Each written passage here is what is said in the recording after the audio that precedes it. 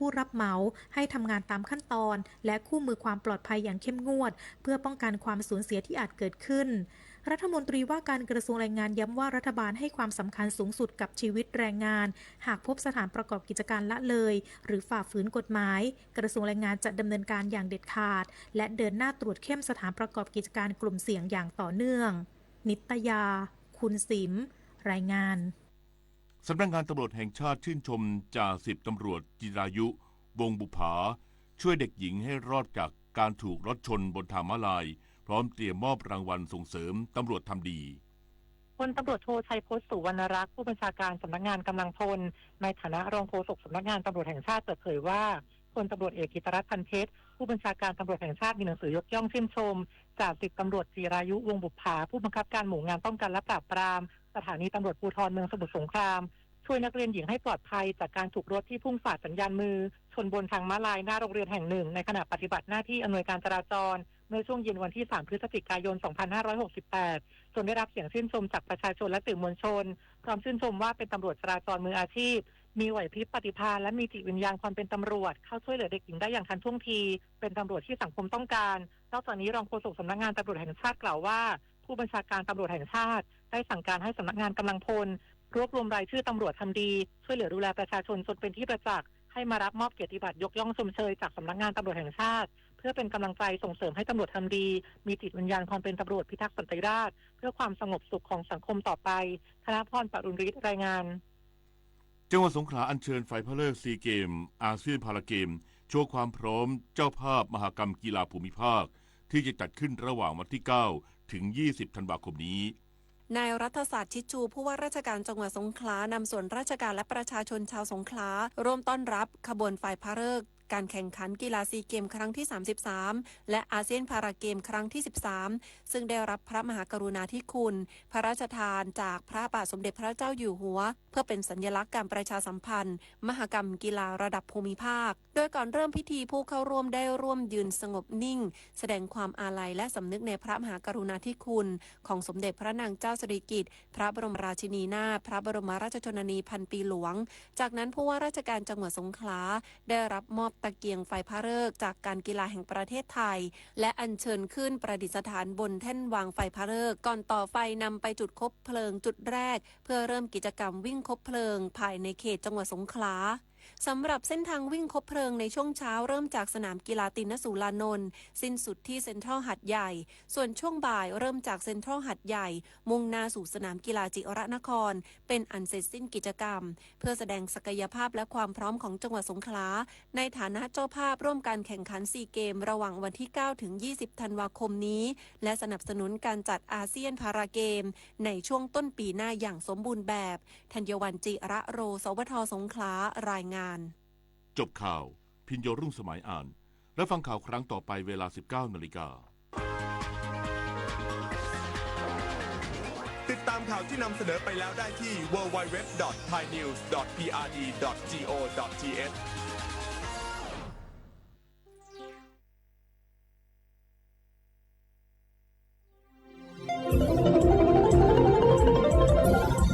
วิทยุแห่งประเทศไทยให้ความรู้คู่ความสุข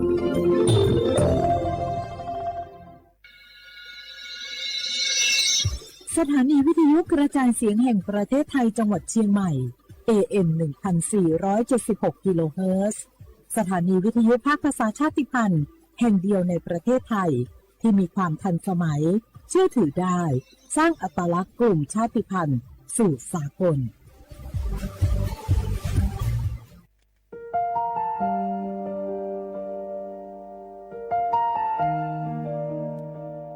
ขอน้อมเกล้าถวายอาลัยสมเด็จพระพันปีหลวงพระแม่แห่งแผ่นดินผู้ทรงเมตตาเหนือเกล้าขอพระองค์เสด็จสู่สวรรคาลัยข้าพระพุทธเจ้าข้าราชการและเจ้าหน้าที่สถานีวิทยุกระจายเสียงแห่งประเทศไทยจังหวัดเชียงใหม่กรมประชาสัมพันธ์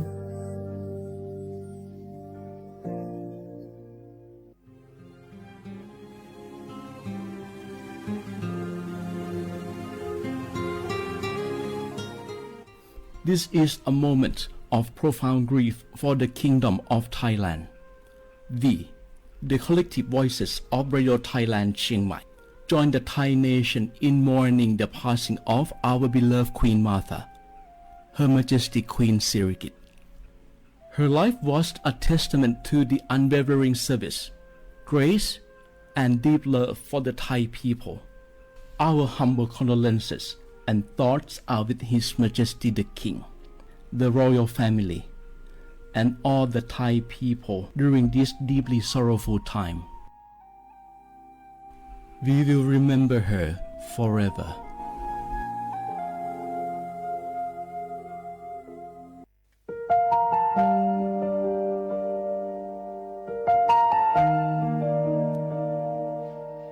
Ý trọng mong mua kỹ tàu xa cứ nạ vang giữa thái tàu thi dùa tàu cho bấy suốt lâu chây lâu lũ suốt tàu xa lùng đầu bấy hãy nhanh mong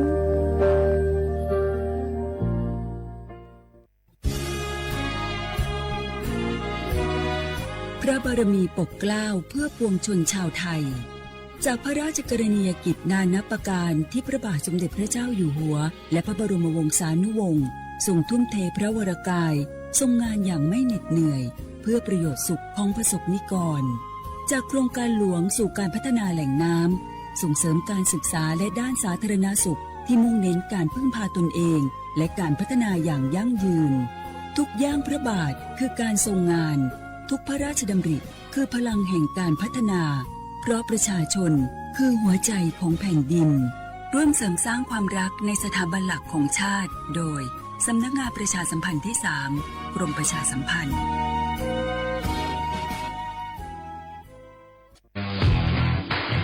รัฐบาลไทยประกาศสงครามสแกมเมอร์รัฐบาลจึงได้ประกาศสงครามกับสแกมเมอร์ในฐานะที่สแกมเมอร์เป็นวาระแห่งชาติและในวันนี้ผมก็ได้ใช้โอกาสนี้มารายงานความคืบหน้าและเน้นย้ำถึงสิ่งที่เราต้องร่วมกันทำต่อไปรัฐบาลได้จัดตั้งคณะกรรมการหน่วยการป้องกันและปราบปรามอาชญากรรมทางเทคโนโลยีขึ้นมาโดยมีผมเป็นประธานด้วยตนเองเพื่อให้ทุกหน่วยงานทำงานไปในทิศทางเดียวกันเราได้มีการลงนามบันทึกความเข้าใจระหว่าง 15 หน่วยงานหลักทั้งภาครัฐและภาคเอกชนตลอดจนสถาบันการเงินเพื่ออุดช่องโหว่ทางการเงิน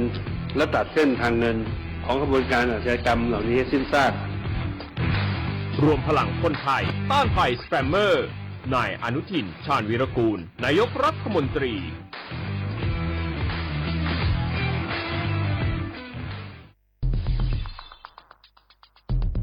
แค่ 3 ปีความเสียหายจากอาชญากรรมไซเบอร์ของคนไทยพุ่งทะลุถึง 94,000 ล้านบาทหรือเฉลี่ยปีละ 30,000 ล้านบาททุก1ชั่วโมงเราเสียเงินกว่า 3.4 ล้านบาทให้กับมิจฉาชีพออนไลน์โจรไม่เห็นใจคนอาชีพไหนอายุเท่าไหร่สถานะทางการเงินแบบใดหมอพ่อค้านักธุรกิจนักเรียนแม่บ้านข้าราชการเกษียณทุกคนตกเป็นเหยื่อได้เสมอและวันหนึ่งอาจเป็นคุณหรือคนที่คุณรักเพราะจุดอ่อนร่วมของเหยื่อคือความเร่งรีบขาดสติหรือแม้แต่บางครั้งก็เกิดความโลภจนเกินไปอย่าปล่อยให้การกดคลิกเดียวลิงก์เดียวทำให้โจรยิ้มกว้างวันนี้ถึงเวลาแล้วที่คนไทยทุกคนจะต้องร่วมมือกันสร้างภูมิคุ้มกันอาชญากรรมไซเบอร์ช่วยกันหยุดก่อนที่ภัยไซเบอร์จะทำให้คนที่คุณรักและตัวคุณเองกลายเป็นเหยื่อ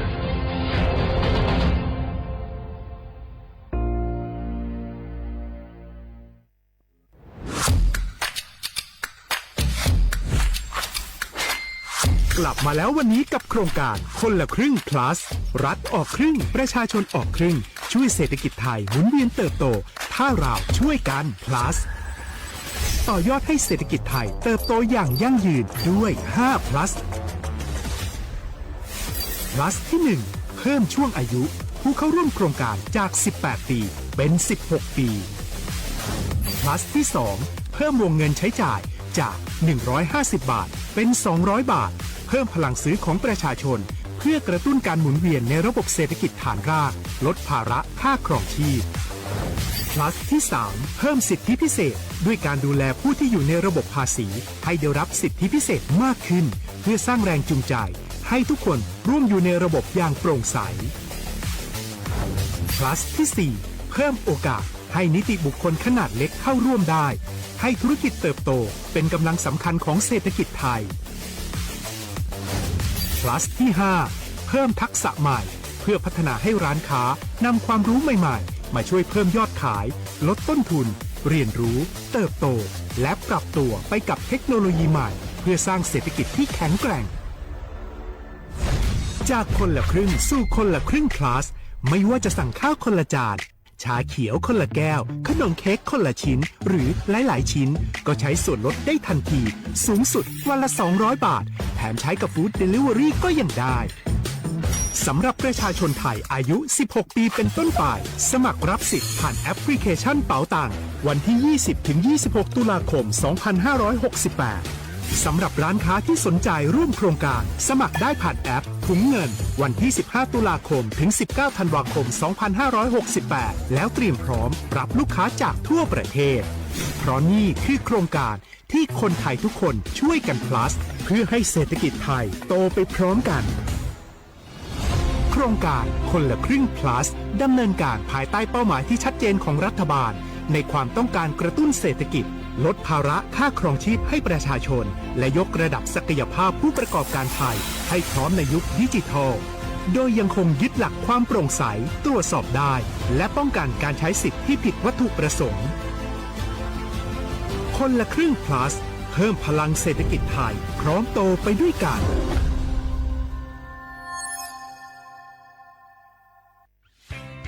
เส้นทางสายหมอกที่สวยที่สุดในเมืองแพร่กำลังรอทุกคนไปวิ่งด้วยกันครับทุกก้าวของคุณคือพลังของลมหายใจชวนเพื่อนชวนครอบครัวมาวิ่งฝ่าสายหมอกเพื่อโรงพยาบาลแพร่ในวันอาทิตย์ที่ 7 ธันวาคม 2568 บริเวณลานกิจกรรมหลังวัดพระธาตุช่อแฮมาร่วมกันส่งต่อพลังแห่งความดีเพราะทุกก้าวของคุณช่วยต่อชีวิตให้กับผู้ป่วยในโรงพยาบาลแพร่สมัครได้เลยวันนี้แล้วไปวิ่งด้วยกันในวันอาทิตย์ที่ 7 ธันวาคม 2568พบกันบริเวณลานกิจกรรมหลังวัดพระธาตุช่อแฮนะครับ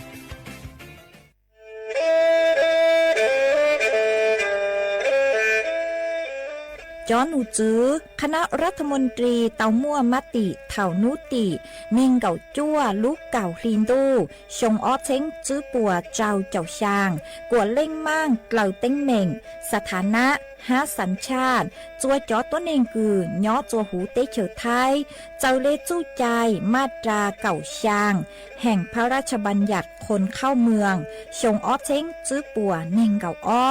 จัวจอตัวเน่งกือจื้งกังลุนย่อจัวหูเตเฉอไทยเด่นเดลูเหล่าห้ามั่วทะเบียนประวัติเจ้าเก๋เจ้าใจมั่วเป็นสื่อจีนเต้าเต๋อถอสถานะคนต่างด้าวเข้าเมืองอย่างเจ้าเก๋เจ้าใจเตาหาเจ้าเลจู้ใจมาตราช่างทวิแห่งพระราชบัญญัติสัญชาติชงอ้อเช้งจื้อปัวหยี่จอตัวเองคืออยู่จัวหูเตเฉอไทยคือมั่วเล่งจื้อรอชื่อเล่งหน้าย่อจัวหูทะเบียนประวัติบุคคลคือจื้อมั่วสถานะทางทะเบียนมั่วเป็นสื่อจีนเต้าเต๋อถอสัญชาติไทยเตาย้อนย่อจัวตัวเจ้งกรุงเทพจีนเต้าเต๋อเตาจวนเต๋อสำนักบริหารการทะเบียนกรมการปกครองหวยย้อนย่อจัวหรือลู่เสงจีนเต้าเต๋อถอเตาจวนเต๋อนายอำเภอเจ้าเลขอเชากือยุ่งย่อเจ้าเลนูฮะชื่อเหอราชการภายในนุติเนงเก่าจัวลู่เจ้าลินดูชงอ้อเช้งจื้อปัวเจ้าเจ้าจัว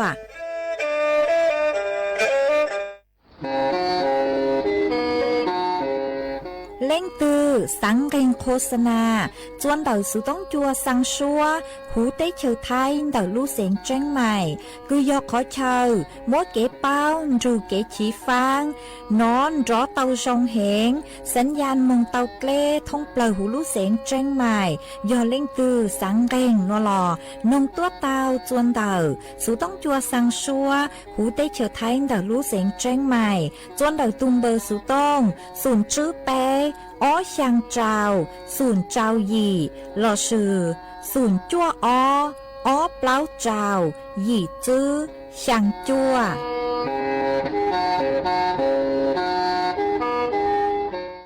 ย้อทรงอีจงน่ะจุกตินิ่งจางสวดเล่าจัวนูวันอาทิตย์ตีเก่าเจ้าลูเก่าอีลินดูชงอ้อเช้งจื้อปัวเจ้าเจ้ายี่นูนวลย่างจัวลูเก่าอ้อลีเรนิงเก่าเจ้าตูจ้าคือกังนูนวลย่อนยูปีกินย่างจัวลูเก่าอ้อลีเรนิงเก่าช่างตูจ้าคือกังปีกียอดจูชงหนัวยอนนังชงเดินหนัวกูยอจัวเสียงว่างจงชาตรังจอนดูสุต้องจัวฮาลูมงเดินลูเสียงเจงใหม่ตัวนจื้ออีจงน่ะจุกุตีนิ่งจางสวดเล่ามาวันได้หนัวช่างเต่าจัวสวดเล่าเต่าเป้าหาตาเดินหนัวกูจัวเกาลูชัวเจียจัวเมสวดเล่าเต่าหนอซื้อเอทอไปจอน่ะจุกุตีนิ่งจางพงอยู่สวดเล่ากูเมงกังลูใช้ฮาลูนงย้อจวนเดินเพจเฟซบุ๊กมาทอเมสวดเล่าปังจวนนากดไลค์กดแชร์อีหลังอีแชร์ปูจัวเพจสวทเชียงใหม่ AMอีเช้งเปล่าปัวช่างเจ้าเจ้ากิโลเฮิรตซ์มาอวดจงเตาจัวเมชัวชัวเล็งชัวตูกือลูปังจัวเฉิงกังดูสุต้องจัวฮาลูมงดาลูเสงเจงใหม่หวังให้เจ้าชาฮาตาสวดเลยยืนรุงย้ออวพงยูอวเกเท่าปีมงจูจัวเท่าสาวเอจวนจื้อนัวตะกังลูกงเกลอเจจวนเดินดูสุต้องจัวฮาลูมงดาลูเสงเจงใหม่จื้อมองเตา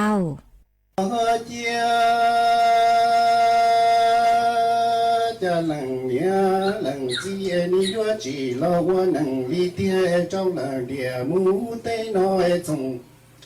cái chỉ bao em trên ý yo lo yu tao mi gầu mua theo chính trong nu chi mùa mu lò pe chơi lằng lo ni yo y plong mu lò chi nó to em ni yo lo chơi tao mi gầu mua theo chính trong nu lò wa tung trò mo 我家冷呀冷街，你若知道我能力天照冷的，木地那种地只包的，你若来有大米狗磨天经常有寂寞木了。被这堵了，你若一碰木了，进到吹，你若来这到经常有天米狗磨木了，我才出。我家米狗磨，你若这经常弄哎闹到一路米也带木了。一呀巴拉米狗磨，只要冷木都在老老爹祖都爹了，原来这经常弄多知道了冷呀冷知道木了给。đại chế yuan đạo xuyên đòn thứ yo mu ua lúa nhà cũng mi cầu muốn chúa我家这cũng mi cầu muốn chúa đi yuan cho chính trong nuôi nọ tao y lu mi ye đại mu lò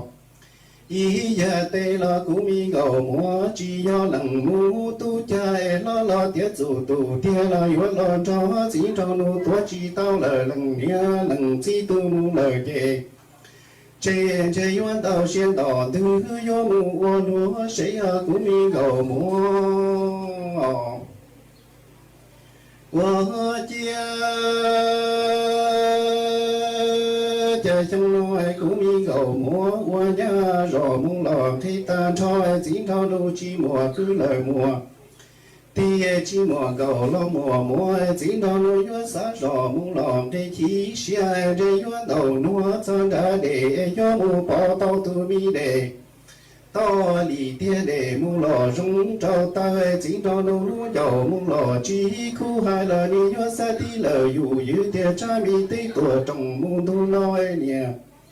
mà mu lò niệm lo tây về trên chỉ thao nu mu lò nhỏ chỉ tao yuan tao xuyên tao tư giò mi kỹ mu tuổi yo chơi chơi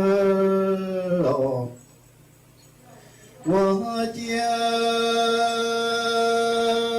这经常弄你原的收入一招得木花白你要说都找都能搞别招得。mù ya cái ni yuan đầu xiên đỏ thứ thế yuan chỉ mù trâu nhẹ ma mù lò nhẹ thay sa ở trái trong nói chỉ đâu nói yuan chỉ tây mù lò trời trời tai đi yuan lò chữ lì plei trâu nhẹ ma mù lò nhẹ thay sa tu mi thay tây chế thay mò lò lùa thay nhẹ ma tây ma mù lò mô ở chuối đi yo chua tàu này tây mô quả tàu e chín đầu lu lu dầu mô lò chỉ khu hai lò đi yo sa đi lờ dù yu tia nia ma mô lò nia thay tây trên trên chín đầu lu mô lò nhỏ chỉ tàu e trên yo tàu xiên đỏ thứ yo chỉ mô châu nia ma na America sa em chơi chúa trời đông thâu nhà mà đã America lu mi đã tung mung lò khi đã lâu em đi chúa giáp lò plia lia là ta mung lần đủ ở cha chín thâu nu ai lu dầu mung lò chỉ khu hai là đi chúa sa tí lờ dù dữ tia rau nó chỉ tây chơi chơi đi ta bầu lùa nó trong dẫn tù mung lò Phương đó nói chế yuan chế tao cũng mi gầu mua trong dẫn tù mu lò phương đó về tu mi để chi gì cả chú về yuan bộ chùa chia mu chùa bây giờ buồn tu về tu mi giống đủ chi cả chân yuan bộ chùa chia mu lò bây giờ buồn chùa cũng mi gầu mua我家trong nói cũ mi cầu múa qua nhà rồi mu lò thì ta cho chỉ cho nu chi mùa cứ lời mùa thì chi mùa cầu thì mùa múa chỉ cho nu yo xã rồi mu lò thì chỉ xia cho yuan đầu nuo cho trả để yo mu bỏ tao tu mi để to lì phía để mu lò rong cho tây chỉ cho nu lu dầu mu lò chỉ khu hai là đi yo sa tí lờ dù dữ tia cha mi tây tuổi trong mu tu nói nè ma mu lò niệm lô tây chơi chỉ cho nu mu lò nhỏ chỉ nhỏ chỉ cho nu yo đầu xiên đỏ thứ trò mi cái mu tuổi yo chỉ tây ồ我家cha trong nói chỉ trong núi hoang đi su rù chỉ trao tề mu qua tề yo xua tu trò tu nâng plò phía trao tề mu ya cái ye ni yo đầu xiên đỏ tư thế yo chỉ mu trâu nè ma mu lò nè thay tề yo cha trong nói chỉ trong núi yo lò chữ lì plei trâu nè ma mu lò nè thay tề tu mi thay tề thay mò lò lùa thay nè ma tề ma mu lò mùa qua chuối ni yo chua tàu này tây mùa quả bò chỉ đâu nu nu dầu mu lò chỉ khu hai là ni yo sa tí lờ dù yu tiền nè ma mu lò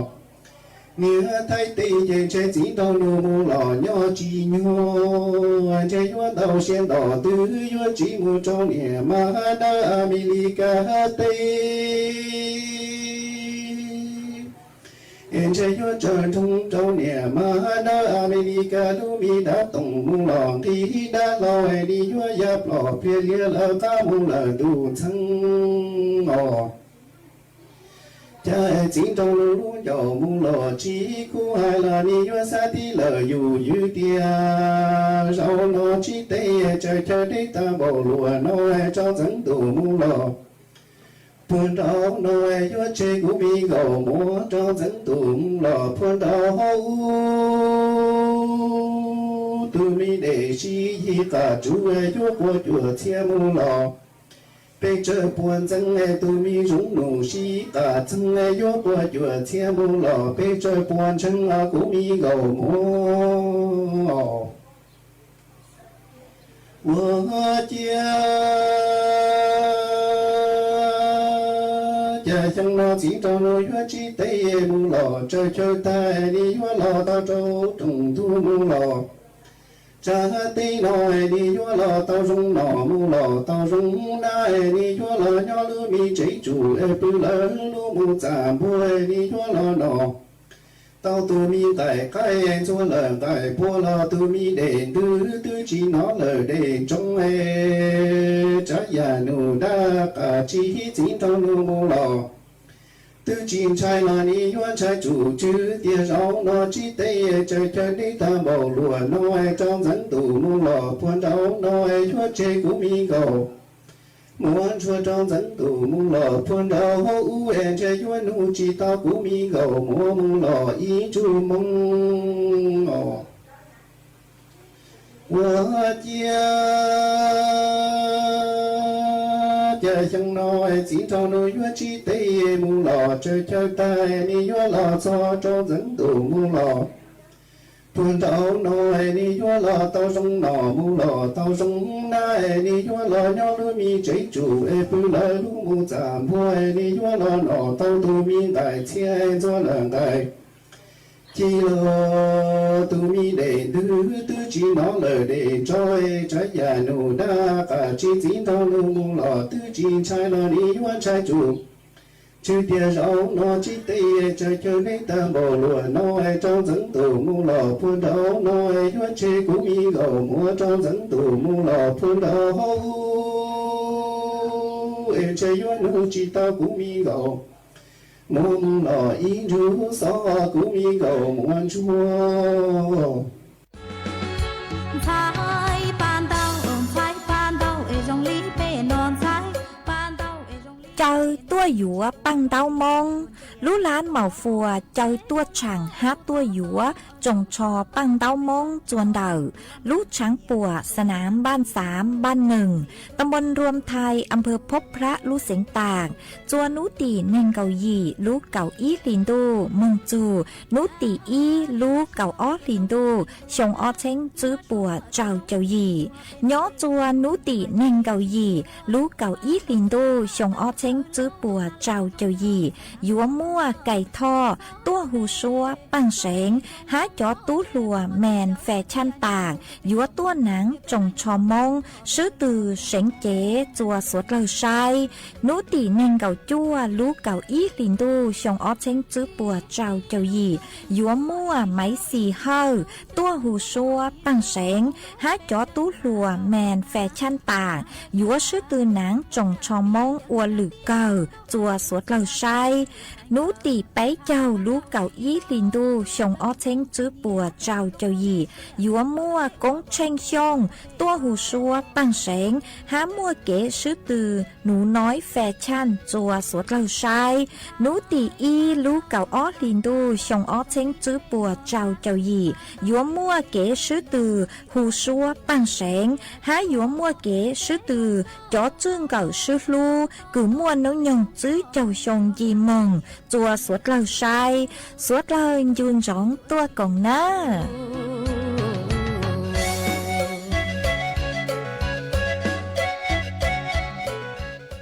จวนจื้อหนัวอยู่เมื่ออีช่างลูกเป้าจะหลุดถังจัวเป้สวดเราเตาเป้าหาจูนเดาวิธีคลายเครียดจัวเป้สวดเรามาอีจงน่ะจื้อกตีนิ่งจางสวดเราเป้อวดตัวนิ่งย่อหนูเจชัวเล็งชัวตูปัวเล็งมัวเก๋คือหาตาญัวชาเก๋สังดาวแล้วชื่อลูไทยหาตาความเครียดมาเป้เฮาลูใช้เจาะอาการจวนจื้อตอนเดนัวหาตาเป้ตุเข่งปุยอีตุคือหาตาตั้งต่อมั่วความเครียดแล้วชื่อเก๋สังดาวเก๋ญัวชามาเจาะหนูจื้อปัวหาตาเยอะเท่าตือคือเป้มั่วอาการคือย่อมอตาหาวเกากลางเกาจูปื้อจื้อเจ้าครัวเตเช้าเตหมออยู่อปังจื้อช่างเต่า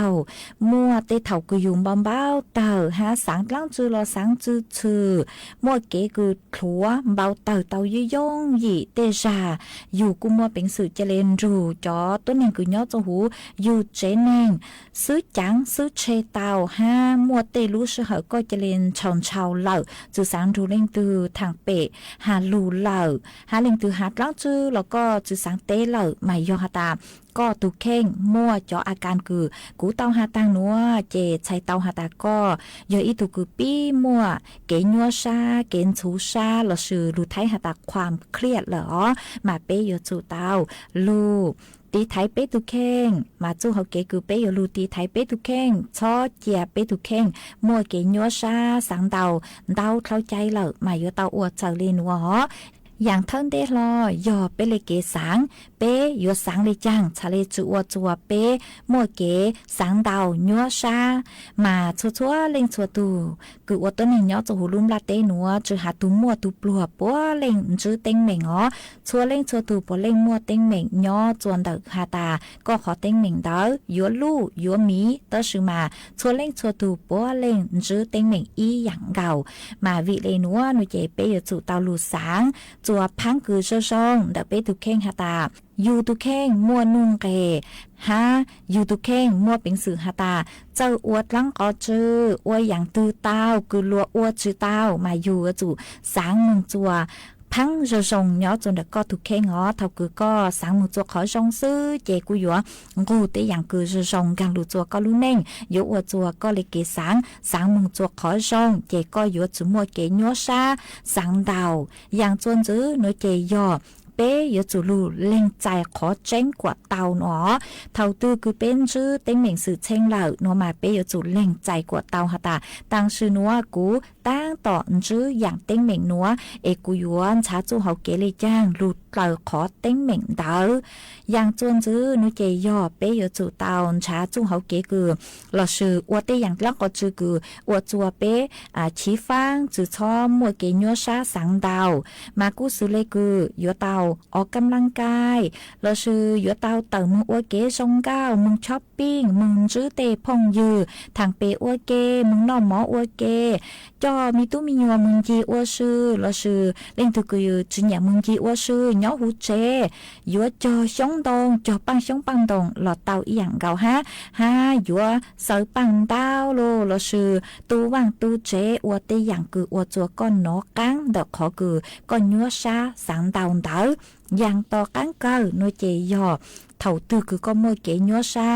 มัวเตอย่างคือสังเต้าเลยโลหนูมาอยู่ชอเขาเจียอีแหลงหนอ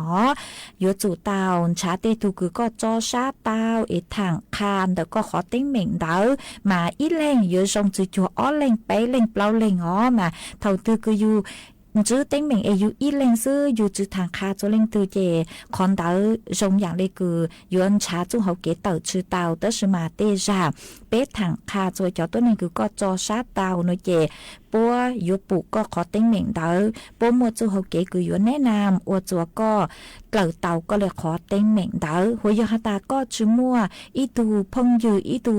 เชิงเชคือก็จอชาเตาโนเจมัวเป็นสื่อเดาสื่อต้อง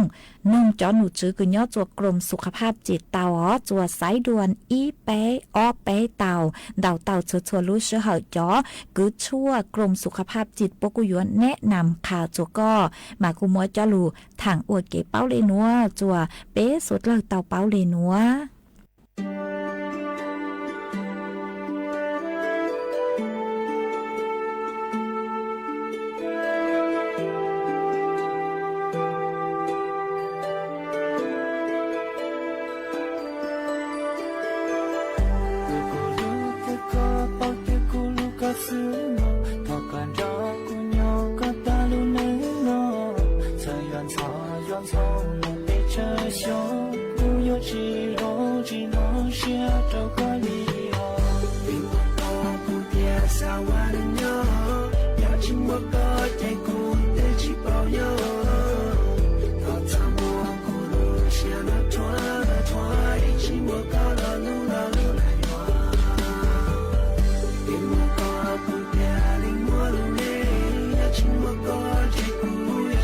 Shake the top,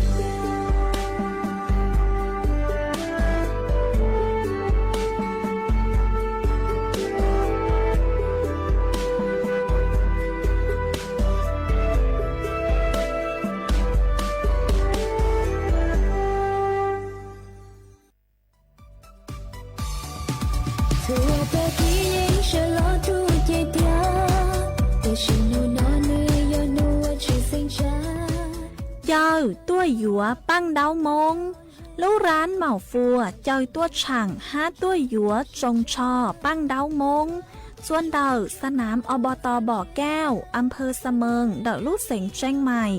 ส่วนนุติจื้อส่วนนุติยีลูกเก่าออลินดูหยงออเชงจื้อปัวเจ้าเจ้ายีนุติจื้อลูกเก่าออลินดูหยงออเชงจื้อปัวเจ้าเจ้ายียัวมั่วไม้สีเฮาตัวหูชัวพังเสงให้ยัวมั่วกีชื่อตือเสงเจ๋เดินแฟชั่นโชว์จัวสวดเหล่าใช้ยอดส่วนนุติเจ้าลูกเก่าออลินดูหยงออเชงจื้อปัวเจ้าเจ้ายียัวมั่วมังว่างตัวหูชัวพังเสงห้ายัวมั่วกีชื่อตือเสงเจ๋เดินแฟชั่นโชว์อ้วนหรือเก่าจัวสวดเหล่าใช้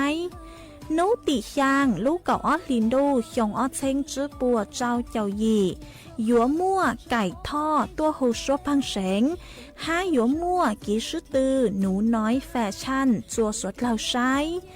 นุติยีลูกเก่าออลินดูหยงออเชงจื้อปัวเจ้าเจ้ายียัวมั่วกีชื่อตือหูชัวพังเสงจัวสวดเหล่าใช้สวดเหล่ายุนจงตัวกงเน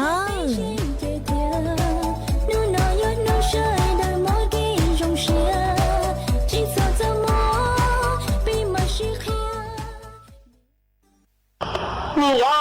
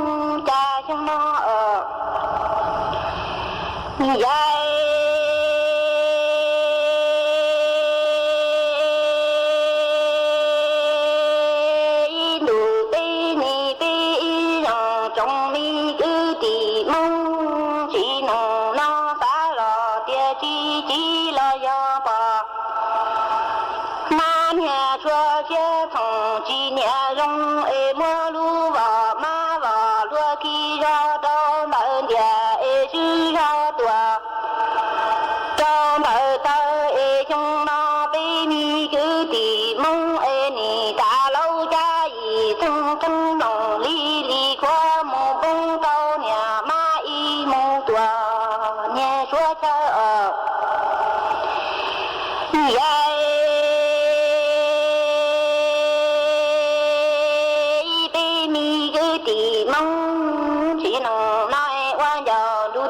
几老宝妈你说学生几年中你没路了那把罗基上中到的西上多中的把比你个地梦你大多老爷家层层浓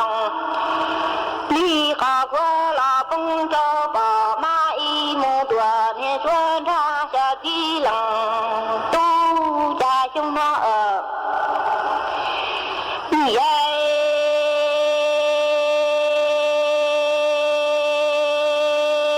一路对角了路桥其他人茶西西上海州飞冷中你个地梦鸟多大嘎接的老路的路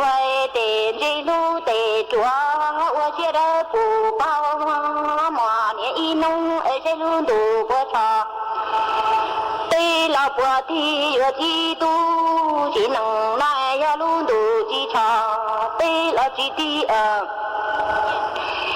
耶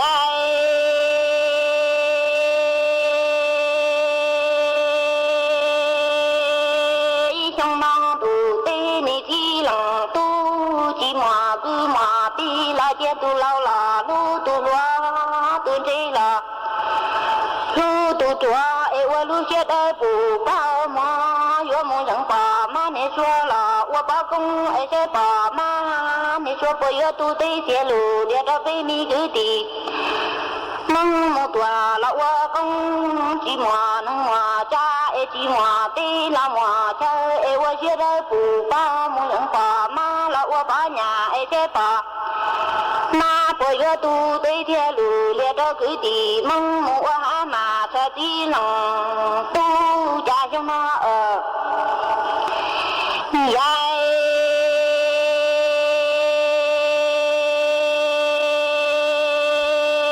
一大囊都得你了冷都几马个老马的要路得着在路上几年他应几得多这秋当到这个大你的多种都拿到种都是百几八年都大几我觉得那几都了马个老马的牛仔木多在上班来的梦在在的上到了马个老马的在路多的住在木我把找少呀的几百种过几都几马个马的那些都老了路都落都这了路都抓我现在不到哪一颗大圆结用北航都说下地都是能拿罗马个马的罗哪一颗大罗圆梦我把这少呀的几百种苦几都这个这地这哪一颗大月花结用北航都你只能都家乡那耶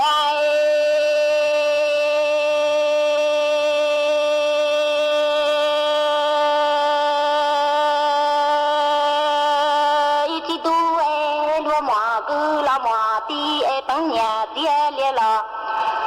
nhà luôn ba lúa yo mu chú trồng đau là tia để trồng đau là tia đau lúa yo mu chú y mu tua mà sa đu ti tu chỉ mà cứ mà ti yo mu lu cha phá li phá chỉ tua tu đan du sa ti tu lo mà cứ la mà ti lúa yo chú trồng đau là tia để trồng đau là tia đau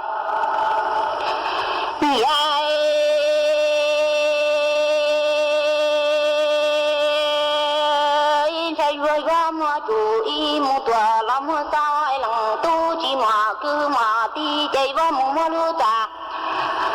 chạy lu chơi phá li phá là chỉ cho ra ni ti tu la chưa cao ta xóa la lu cho đã tiệt ti tu chỉ mà cứ mà ti chỉ hu chỉ mà thu chạy vào la wa mi nung pu tao nung đã lao chỉ lao cao cha lao nhà cha ti tu chỉ nung nam nhà lao chưa cao ta xóa la lu ba muốn chưa chẳng ni ti tu cha lòng tu cha cứ cha ti chỉ mà y nâng thân cư mô đùa lo thân ti dài nhà lo vua câu tà vua câu lời đùa trong đám bông lòng tu chơi cứ chơi kỳ chỉ hu chỉ nhẹ mùa chú vua lão mi nâng bù đầu nâng đa lao chỉ lao câu trò lao chung ni ti tu chỉ nâng lai lòng tu chỉ mùa cứ lao mùa ti dài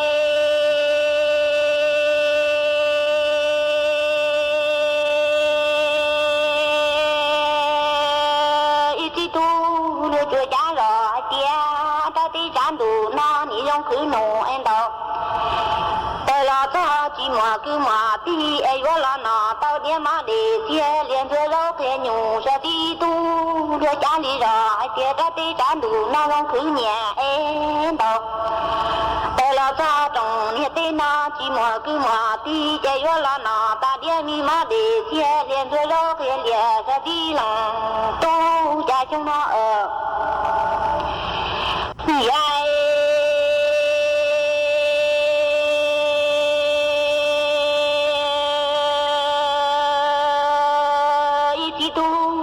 tin địa là sẽ chỉ phá nhà tụ đa chỉ bán địa lìa y một tua địa đơn ra chỉ mà cứ mà ti chơi cứ chơi ti chơi ti nuôi lú ti lôi tuôn chi là lú tu tuổi qua xiên tu đấy ra pe chỉ mà ti là mà chơi tu chỉ mà trong thử đi một tua cứ cha cha ti tu chỉ nằng này đi là lú tòn to tin địa là chơi ca chỉ phá nhà tụ đa chỉ bán địa lìa địa đa chia dài chỉ tu ấy qua xe đôi phủ bao mà chỉ mà tê là chỉ mà chơi tư chỉ mà long thử đi mà tua cứ theo nên chỉ lòng tu cha trong nó dài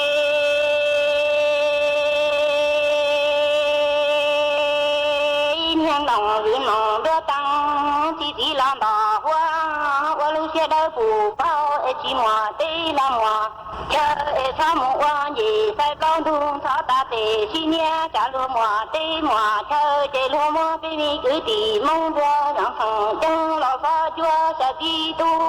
cha nòng đưa tăng ti làm đòn chỉ mùa tê mùa chơi ô xe đôi phủ bao trả lúa kho tàu kho giá cha mùa tê mi cứ tì mong vua rằng thằng chân lò pha chỉ chơi này chỉ chơi lúa nó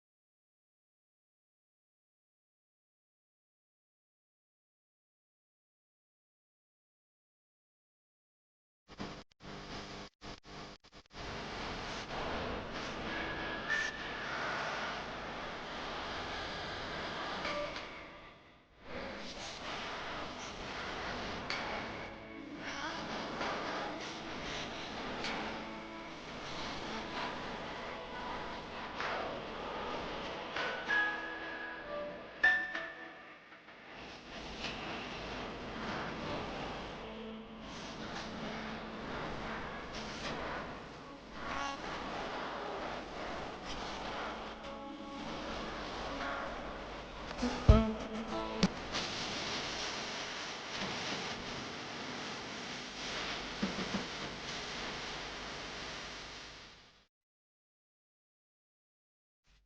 chồng nàจะกูได้นิ่งจังสวดเรา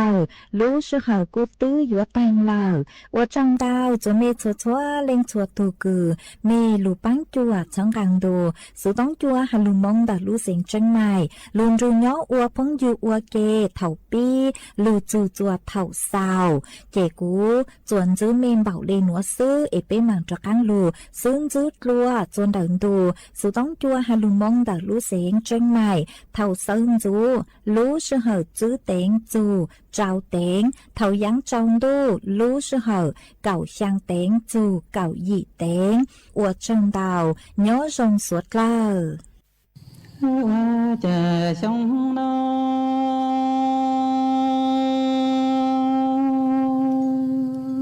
vì là đủ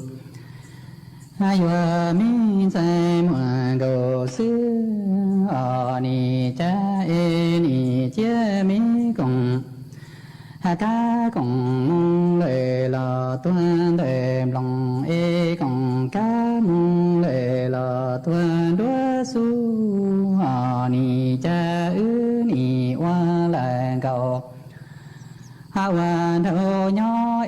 ni tao chỉ plăng gòn đồ hay rong lệ lệ nó mong lệ là chỉ si tao bao li chỉ sa đà mong lệ là hà li chỉ cho chỉ sa đinh lệ là li chỉ lu ni cha ni chế cái cùng mong lệ là toan lệ lòng hai cùng cá mong lệ là toan đua khó ni cha ni hoa lệ cầu hoa thô nhỏ bao tiề tao đà hà chỉ tao yua chỉ chế đầu li yua chỉ son đầu ta dẹp lăng đồ mong lệ là hà li chỉ lu chỉ so wa sa ke shi rong lệ là li chỉ gia yuan ni mi sai ngoan cầu sư wa cha sông lo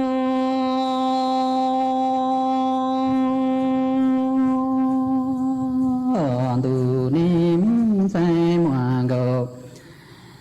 ha sư ni cha mi tu đâu chỉ là ni hay sáng về dù dân tiên tu ni dần dùa ba ni đà chi si tâu ni cha ni rong ti ta ni đua lu me no hu mong lệ dù lu ngoa ni lu chê ni bóng đi tha lời tuổi trong đà tiề ta nó ni đà hà chỉ si tao chê mi sai ngoa cầu sư li đời cầu nhá đua chê chê yo chê ta mê tu đâu chỉ là nhỏ chỉ yo chỉ đó lúa mùa chuông cái lời mùa gì yo mùa tan ở chùa ba cho mu cha chùa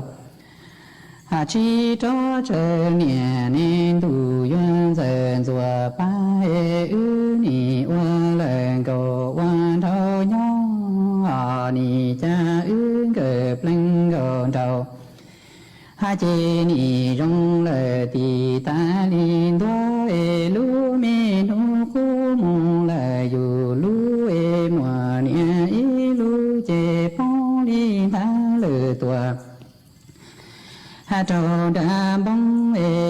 ni đà si lu mong lệ là hay si rong là chế ya giờ mong lệ là hà chỉ su rong ni chỉ ta cu mi dần rồi ba la cu li ca trơ mê tu đâu chỉ là โปรดเตรียมเคารพธงชาติ